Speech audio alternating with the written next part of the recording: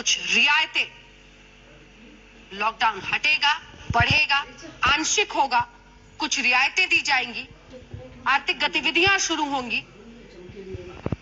इन सब पर सभी देशवासियों को आदरपूर्वक नमस्कार। कोरोना संक्रमण से मुकाबला करते हुए दुनिया को अब 4 महीने से ज्यादा समय बीत गया है। इस दौरान तमाम देशों के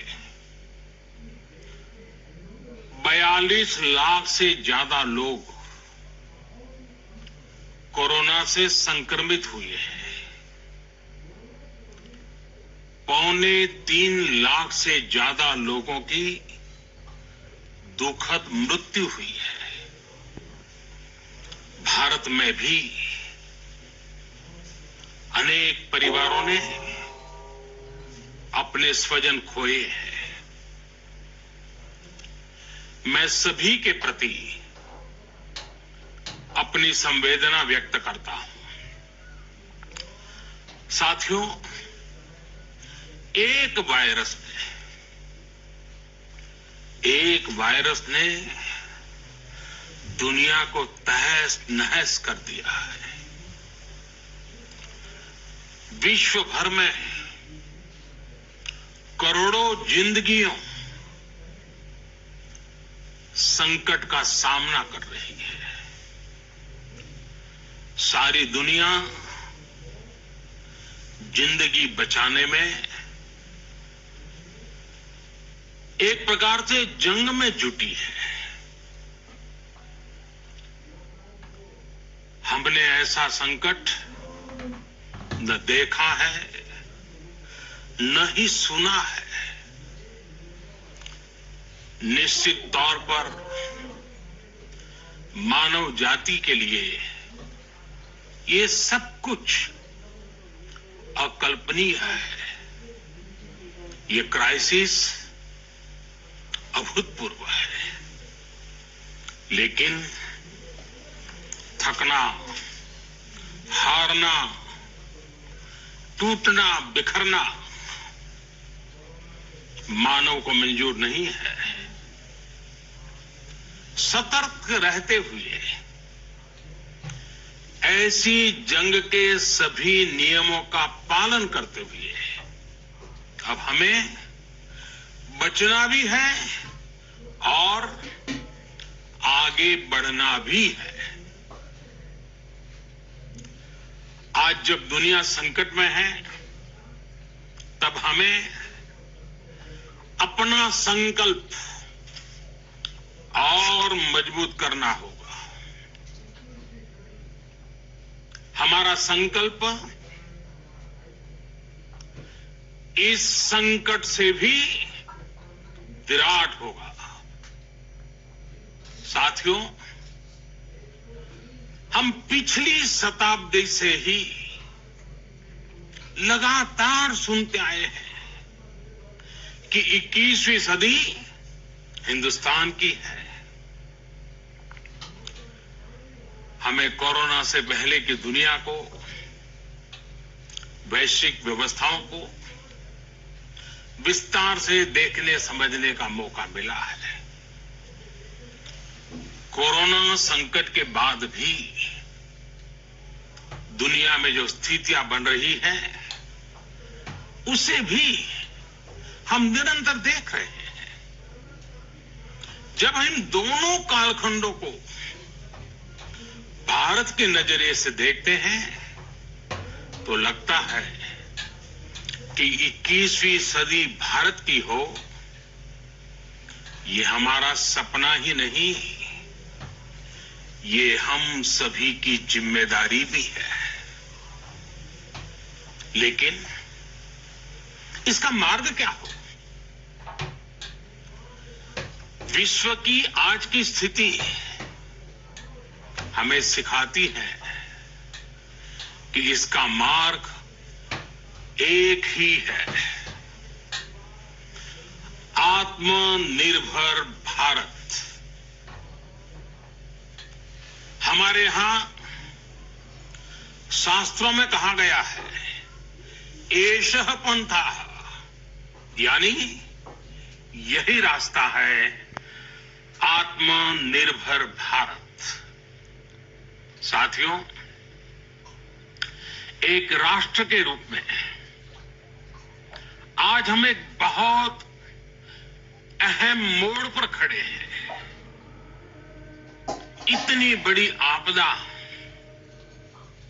भारत के लिए एक संकेत लेकर आई है, एक संदेश लेकर आई है, एक अवसर लेकर आई है।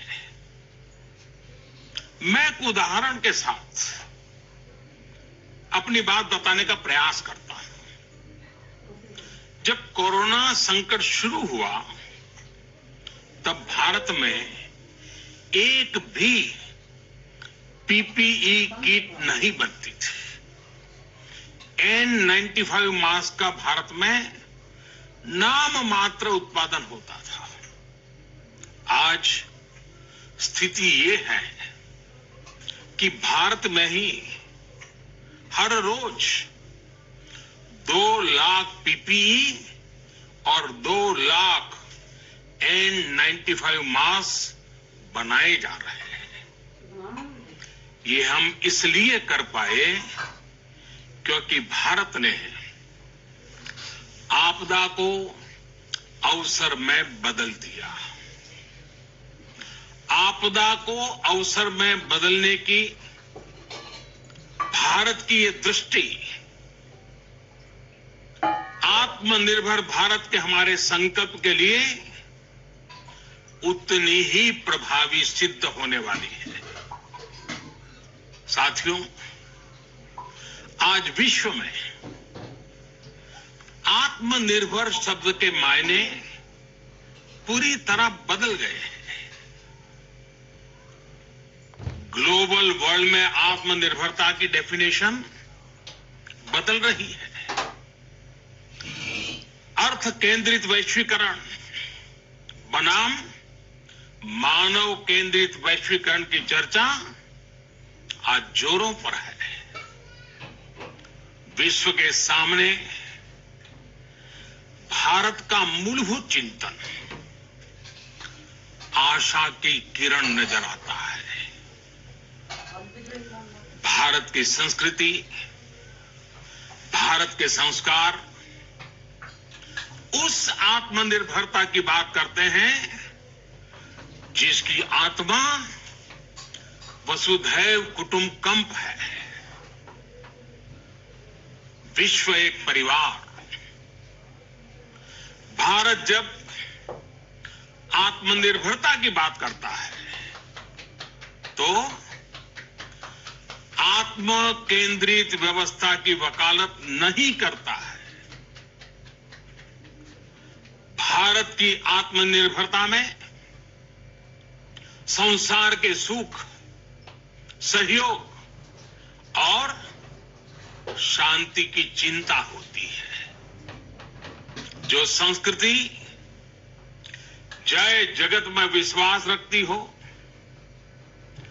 जो जीव मात्र का कल्याण चाहती हो, जो पूरे विश्व को परिवार मानती हो, जो अपनी आस्था में माता भूमि ही पुत्रो अहम पृथ्वी इसकी सोच रखती हो, जो पृथ्वी को मां मानती हो, वो संस्कृति, वो भारत भूमि जब आत्मनिर्भर बनती है तब उससे एक सुखी समृद्ध विश्व की संभावना भी सुनिश्चित होती है।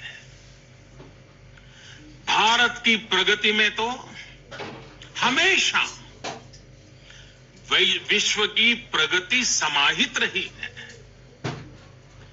भारत के लक्ष्यों का प्रभाव, भारत के कार्यों का प्रभाव विश्व कल्याण पर पड़ता ही है। जब भारत खुले में शौच से मुक्त होता है तो दुनिया की तस्वीर भी बदलती है। टीबी हो, कुपोषण हो, पोलियो हो, भारत के अभियानों का असर दुनिया पर पड़ता ही है। International solar alliance global warming के खिलाफ भारत की दुनिया को सौगात है। इंटरनेशनल योगा दिवस की पहल मानव जीवन को तनाव से मुक्ति दिलाने के लिए भारत का उपहार है। जिंदगी और मौत की लड़ाई लड़ रही दुनिया में आज भारत की दवाइयां एक नई आशा लेकर पहुंचती है। इन कदमों से दुनिया भर में भारत की भूरी भूरी प्रशंसा होती है। तो स्वाभाविक है, हर भारतीय गर्व करता है। दुनिया को विश्वास होने लगा है कि भारत बहुत अच्छा कर सकता है। मानव जाति के कल्याण के लिए बहुत कुछ अच्छा दे सकता है। सवाल यह है कि आखिर कैसे? इस सवाल का भी उत्तर है 130 करोड़ देशवासियों का आत्मनिर्भर भारत का संकल्प। साथियों, हमारा सदियों का गौरवपूर्ण इतिहास रहा है।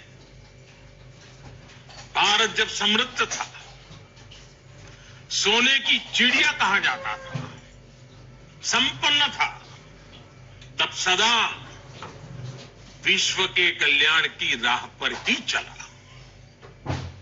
वक्त बदल गया, देश गुलामी की जंजीरों में जकड़ गया। हम विकास के लिए तरसते रहे। आज फिर भारत विकास की ओर सफलतापूर्वक कदम बढ़ा रहा है। तब भी विश्व कल्याण की राह पर अटल है। याद करिए, इस शताब्दी की शुरुआत के समय Y2K संकट आया था। भारत के टेक्नोलॉजी एक्सपर्ट्स ने दुनिया को उस संकट से निकाला था।